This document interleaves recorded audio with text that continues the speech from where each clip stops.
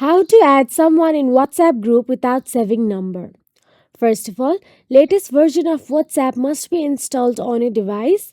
And to create the invite link, the user must have the admin rights for that particular group. Now make sure you are on the WhatsApp chats in WhatsApp and tap on a WhatsApp group.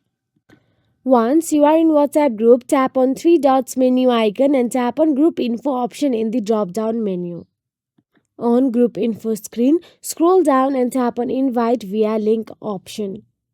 On the next screen, all you have to do is you will see WhatsApp group invite link and message reading. Anyone with WhatsApp can follow this link to join this group. Only share it with people you trust. Then you will see the options to copy, share, and revoke link. Tap on share link option. On the share menu that appears, you will see various options to send WhatsApp group link.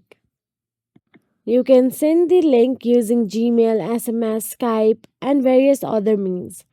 Anyone on WhatsApp will be able to join the group using the invite link and they won't be added to your contact list. So that is it. If you found this video helpful, please like, share, and subscribe our channel, and thank you so much for watching.